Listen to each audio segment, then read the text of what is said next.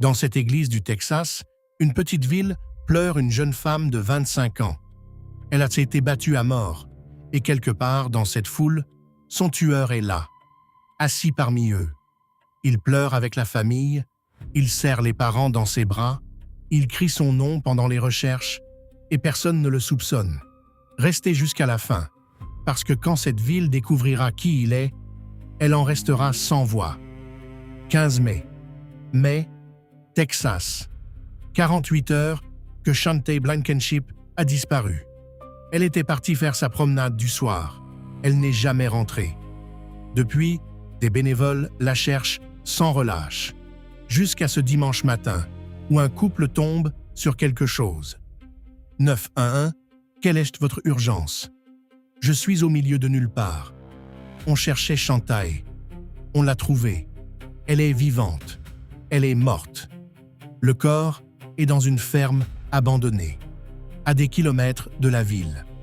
Un endroit isolé que la plupart des habitants ne connaissent même pas. Les adjoints arrivent. Le couple qui a trouvé le corps fait les 100 pas dehors. Ils l'ont trouvé dans la cave, la tête en bas, presque nue, battue au point d'être méconnaissable.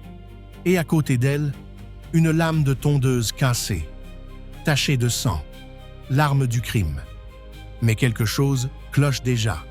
Des traces de pneus entrent dans la propriété et ressortent aussitôt, fraîches comme d'aujourd'hui. Une pensée glaçante s'installe.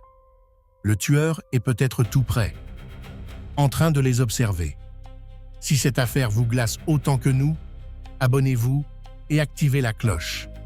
Chaque semaine, nous décortiquons les dossiers les plus sombres de la chronique criminelle. Le corps part pour l'autopsie. Les agents fouillent la maison. Des déchets, des bouteilles vides, mais aucun sang à l'intérieur. Aucun signe de lutte. Elle n'a pas été tuée dans la maison. Elle a été amenée là. Et ce détail change tout. Parce que ça veut dire une chose. Le tueur connaissait cet endroit que presque personne ne connaît. C'est quelqu'un du coin. Les enquêteurs se rendent à l'église. C'est là que la communauté organisait les recherches. Mais en arrivant, ils comprennent qu'ils ont un train de retard. Quelqu'un a déjà prévenu la famille. La nouvelle se répand. Et dans une ville aussi petite, tout va très vite. L'adjoint scrute la salle. Des regards méfiants. Des gens qui commencent à partir. Et une personne attire tout de suite l'attention. Le petit ami de Chantay, John. Il vient d'apprendre qu'elle est morte. Mais il ne pose aucune question, pas une seule, sur ce qui lui est arrivé, comme s'il le savait déjà. Et sans qu'on lui demande, il désigne un autre homme, Colin, un type qui vient justement de quitter l'église, au moment précis où la police est arrivée. Alors, qui croire? Le petit ami, trop calme, ou l'homme qui vient de s'enfuir? Le lendemain, l'autopsie tombe, mort par traumatisme contondant à la tête et au cou, cohérent avec la lame de tondeuse. Aucune blessure défensive, mais des marques sur les bras. Elle a été traînée par les coudes. Et il y a pire, le corps a été profané. De l'ADN masculin est retrouvé. Le premier indice concret. Et la brutalité de l'attaque fait naître une peur nouvelle. Ce n'était peut-être pas la première fois. Il y a peut-être d'autres victimes. Les enquêteurs ratissent la ville. Ils interrogent les hommes un par un. Ils collectent des échantillons d'ADN. Et ce qu'ils découvrent est troublant. Les hommes qui connaissaient Chantay, sa routine, qui auraient pu l'approcher, ne manquent pas. Trop de suspects. Aucun ne se détache. Alors, ils remontent jusqu'à sa meilleure amie, Kathleen, la dernière à l'avoir vue. Et Kathleen se souvient de 3 hommes. John, le petit ami. Colin, qui lui avait donné rendez-vous ce soir-là, et un 3e. Un homme glauque, dans un pick-up rouge et blanc. Un seul véhicule correspond dans la région. Il appartient à Bobby. 3 suspects maintenant. Les équipes se séparent. Chez Bobby, une odeur forte envahit la caravane. Les agents entrent. Mais l'odeur, c'est celle de ses réservoirs. Rien ne le relie au meurtre. Chez Colin, tout change. Il refuse de coopérer. Il devient nerveux, sur la défensive, et il lâche un détail. Il travaille dans l'entretien de pelouse, ce qui lui donne accès au même type d'arme qui a tué Shantae. Les détectives creusent le passé des 3 hommes. John a des antécédents de cambriolage et d'agression. Bobby, une agression sur une femme. Colin, des rumeurs tenaces sur son tempérament violent. N'importe lequel des 3 pourrait être le tueur. Mais lequel? Le jour des funérailles, les détectives sont dans la foule. Ils scrutent chaque visage. 100 personnes. Et le tueur est là, parmi elles. Ils ne le voient pas. Après l'enterrement, ils convoquent les 3 hommes. John a supprimé des messages de son téléphone. Colin, lui, passe au détecteur de mensonges. Et les résultats explosent les compteurs. Ses réactions le trahissent. Il s'énerve. Il exige de partir.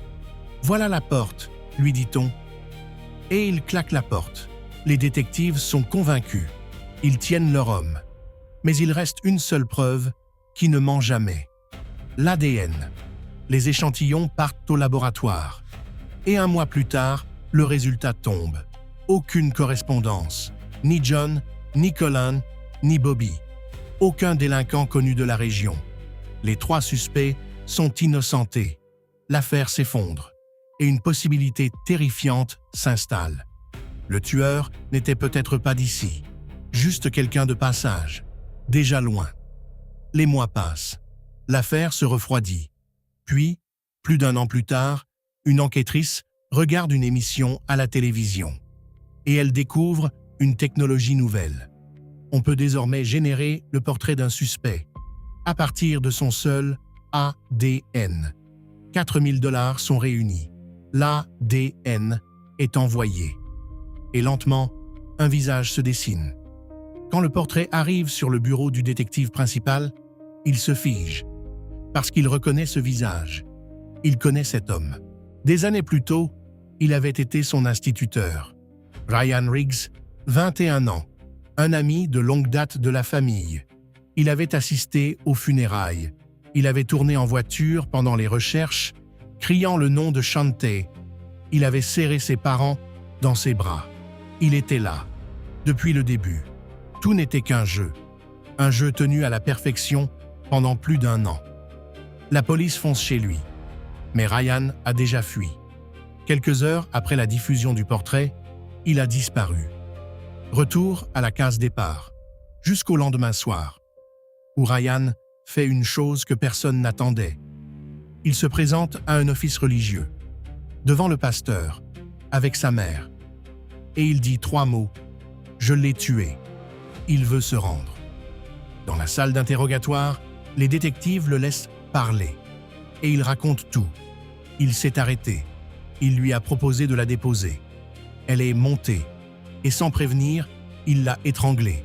Puis il est retourné à son pick-up. Il a pris la lame de tondeuse. Et il l'a battue à mort. Pour être sûr, il dit une phrase qui glace les enquêteurs. « J'ai toujours eu cette part en moi qui ne veut que la destruction et le mal. » Et ce jour-là, elle a pris le dessus.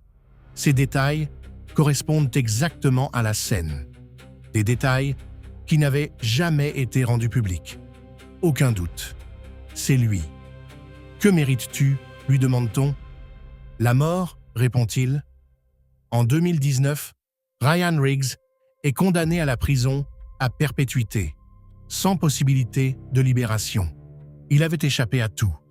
Il n'avait laissé aucun indice, sauf une trace d'ADN, la seule chose qu'il ne pouvait pas effacer. Mais voici la question que cette affaire laisse ouverte. Pendant plus d'1 an, le tueur a vécu au milieu d'eux. Il a pleuré à l'enterrement. Il a aidé aux recherches. Il a serré la main de la famille. Combien de fois est-il passé devant les enquêteurs sans qu'ils le voient? Et vous, l'auriez-vous démasqué? Dites-nous dans les commentaires ce que vous en pensez.